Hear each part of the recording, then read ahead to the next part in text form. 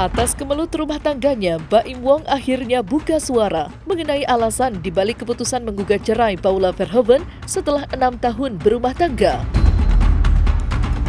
Dalam pengakuannya, Baim menyebutkan dugaan adanya pengkhianatan yang dilakukan oleh Paula yang semakin menyakitkan karena melibatkan orang-orang terdekatnya. Ia menjelaskan bahwa sebelumnya ia telah berusaha untuk memaafkan kesalahan Paula sejak November 2023. Namun memendam rasa sakit hati tersebut tidaklah mudah. Dan setelah mempertimbangkan dengan matang, Baim merasa bahwa kesalahan itu kali ini terlalu berat untuk dimaafkan, lantaran bukan pertama kalinya dan melibatkan sosok sahabatnya. Situasi ini pun menarik perhatian publik, termasuk psikolog ternama Bunda Romi yang memberikan pandangannya. Dalam sebuah wawancara, Bunda Romi menjelaskan bahwa pengkhianatan dalam hubungan, terutama yang melibatkan orang terdekat, dapat meninggalkan luka yang mendalam. Kalau saya mengatakan kalau orang sedang dalam masalah, bahwa kemudian yang satu merasa tidak dapat perhatian atau apa, tidak pada tempatnya untuk kemudian mencari perhatian dari orang lain. Yang harus dilakukan adalah membicarakan hal ini. Saya maunya kamu sebetulnya kayak gini loh, gitu bilang kepada suaminya. Suaminya juga bilang kepada istrinya. Tidak ada harusnya dalam keluarga yang satu takut berbicara kepada yang lain. Kalau itu sudah terjadi, itu sudah tidak sehat.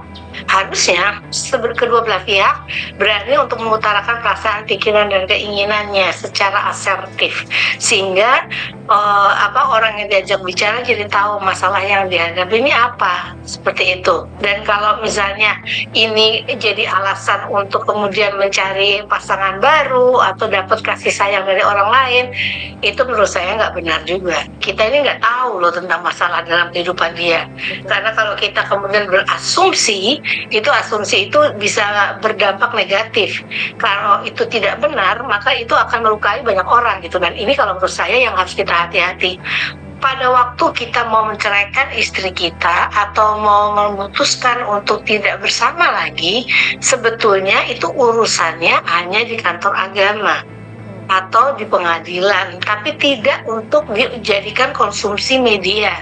Itu menurut saya. Karena kalau sudah jadi konsumsi media, nanti ada pernyataan yang bikin sakit hati pasangannya, lalu kemudian timbul lagi masalah baru, saling saut menyaut, dan akhirnya masalah utamanya nggak kelihatan, yang kelihatan masalah sakit hati.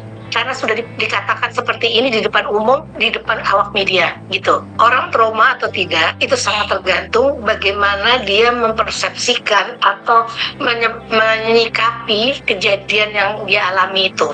Kalau kejadian itu membuat dia merasa bahwa ini hal besar sekali dalam hidup saya nggak pernah mengalami masalah seberat ini dan sebagainya, bisa saja itu kemudian jadi trauma. Tapi kalau dia kemudian menyikapinya dengan cara yang berbeda, itu bisa saja juga tidak trauma. Jadi trauma itu tergantung bagaimana kita menyikapi masalah tersebut.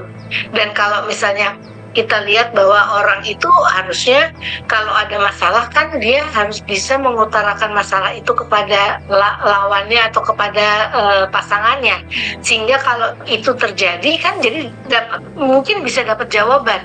Tapi kalau sekarang kan jawabannya belum tentu ada, cuman sudah dengan beberapa macam asumsi yang dilempar ke publik gitu. Kalau kita sudah ada masalah dalam keluarga kita, yang harus tidak boleh ditutup adalah pintu komunikasi. Bahwa kemudian kita pindah rumah, kamu sana, saya di sini, itu akan makin sebetulnya mempersulit komunikasi. Kalau misalnya mau sebentar, time out sebentar, it's okay. Tapi kalau terlalu lama, itu kemudian jadinya putus hubungan, sehingga tidak bisa kemudian mengklarifikasi, menjelaskan, dan sebagainya terduduk permasalahannya. Seperti itu.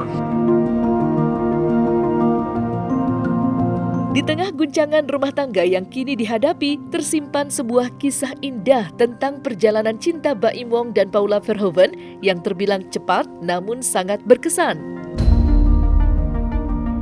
Menggali kembali momen-momen awal mereka, tampak banyak hal romantis yang menjadi latar belakang cinta mereka, yang kini terasa kontras dengan kondisi saat ini. Baim dan Paula hanya berkenalan selama 3 bulan sebelum akhirnya memutuskan untuk mengikat janji suci pada 22 November 2018.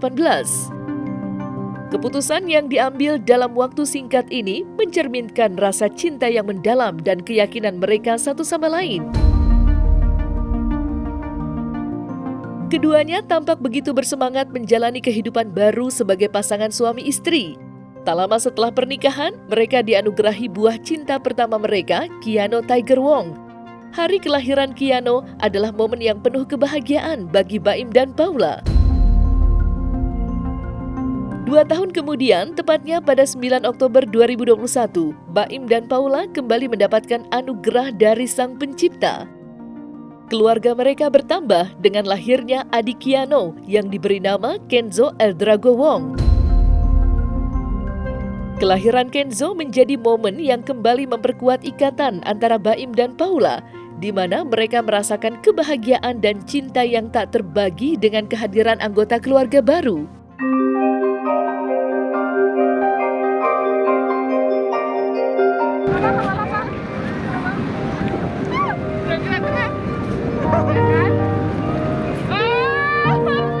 Dia awal pas kita begini pakai topeng, biasa aja.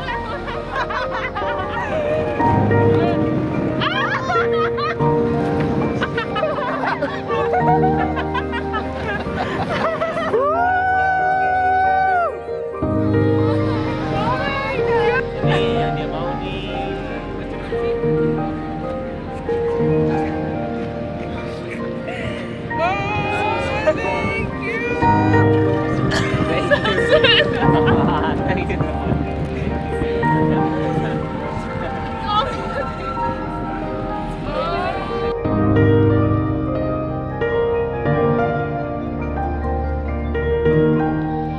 Jadi tanggal 21 Juli sebelum dia balik saya mau lamaran, dan makanya ketika saya ke rumah dia, kakak saya yang itu juga negur saya, jangan ajak kita ya, kaget nanti keluarganya. Iya aja udah, kalau sama keluarga iya aja, udah nggak usah apa-apa. Dan akhirnya kesana juga ternyata alhamdulillah dari orang tuanya itu yang bilang sama saya kalau bisa disegerakan.